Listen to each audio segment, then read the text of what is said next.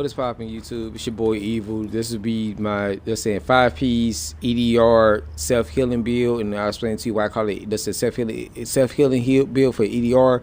I hope you guys enjoyed this build. I hope you guys endure it. I hope you guys take appreciate to it. I hope you guys help you guys out a lot. This build so far is circling around so far as EDR, but at the exact same time by you having so much EDR on you to where you get a healing from your enemy, and then you can make your enemy your healer basically. So what I first do, I'll explain to you how, and I'll explain the build. So first most gun I'm running the house, you know what I mean, so forth, and my main damage 18.7k, daily responsive on this build. Talents wise, I mean, just saying, crit chance 42, crit damage 114. So this build could be really good if you had another healer on top of that, but then also have a massive fast pulse, so you can hit hard and be tanky at the exact same time because you're running so much EDR around your build. So this is pretty decent for so much EDR that's on me. I got like about 83% so far as my EDR. Now, same thing for the lightweight. I mean, responsive, deadly, unforgiving. It's not a SMG, so you don't get the crit chance. So it's real low so far as crit chance. But like I said, the main gun for this build is my SMG. Crit damage 114. So like I said, if you had a person that had a massive fast pulse, this build can do wonders in a lot of ways. All right, but keep in mind that your main gun is the house. So put that back on. So far as the build, however, I'm running a vest with, this says EDR, health, ammo capacity, this saying roll to stam, and I have firearm mods with EDR 2.50, 256. I wish they was higher. All right, mask. I'm running the rehab mask. So now, the main reason why I was doing some testing with this mask along with the final measure, and it said heals 2% every second during status effects, right? So I was like, okay, so what if I made it 83 higher, nothing, just EDR all around the build, but at the same time have this mask on. So let's say if a Predator Smart would have shot you, right, with 10 shots. He shot you with 10 shots, you had this mask on, and then out there you got final measure on, so you got so much EDR around your build and you're tanky. So think about final measure, I mean not final measure, think about Predator Smart just, let's say, putting bleeds on you, right? And you got so much EDR to where at the point the Predator Mark the bleeds won't do shit to you, right? And then you got this mask on. So since you're on status effect with the bleed, you basically made Predator's Mark your healer. You know what I mean? In a way. So just think about you shoot at a Predator's Mark, face taking him, and he's shooting you. His bleeds won't do shit to you. You pop that booster, boom, and then if I pop booster, my toughness is sitting at a 610,000, and then my house, it's at a 21.7 on my base, right? So, and then you got this mask on. So his bleed won't do nothing to you. It won't kill you. It won't drop your health down. Listen, a lot. Listen, like you probably like a tiny bit, but at the same time, by it dropping it down, you're getting your healing right back up because of this fucking mask. So basically, you just made your enemy your healer. So you got a healer on your team, made your enemy your healer if he's running a fucking Predator Smart.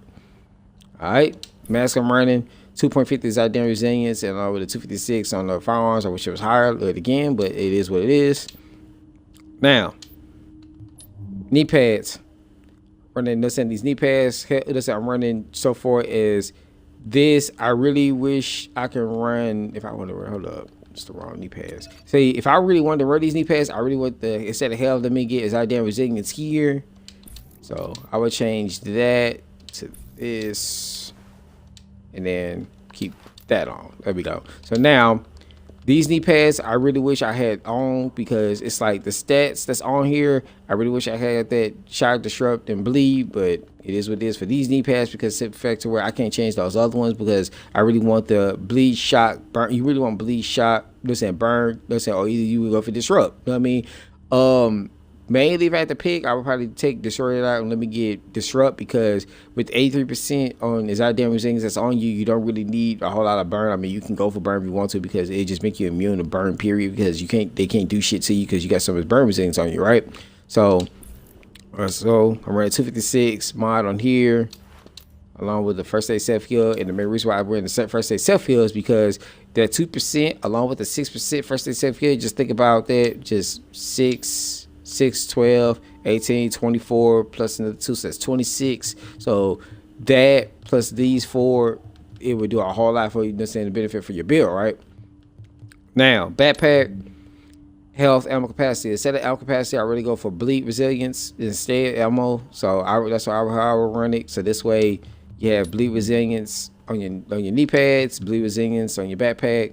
This will put you at 50%, around about 52%. Then you got the 2.50 is out of damn resilience mods, and then 6% first aid self heals. I mean, you can run a pulse. You can run a pulse if you want to on this build. But I just went for the this is so far is the 6% first aid self heals for this build, because it's fair to where you want to make sure you keep recovering yourself over and over if somebody shooting you with a status effect, right? Gloves, crit hit damage, crit chance, SMG, because your main gun is the house. Plain and simple. And so far as my holster, I run 4% on the, let's say 1401 all the way across the map. Also run a 6% first aid self heal on this build. So if I go to my stats, see my stats is, there we go, 83% on my EDR, bleed resilience 33. So if the bleed on my backpack instead of ammo capacity, if I had bleed, you know what I'm saying, it would put me around like a 50% on my, I was saying, for bleed resilience. So, and then on my mask, if I instead had damage to the least, I'd probably put burn on there, and then on my knee pads, just try to hit, let's say if I really want to put some test on into it, go ahead and set it disrupt, let me get burned. So this way you just have just burn, bleed, and EDR. So pretty much you're immune to any type of status effect they try to throw at you. They can't do shit to you.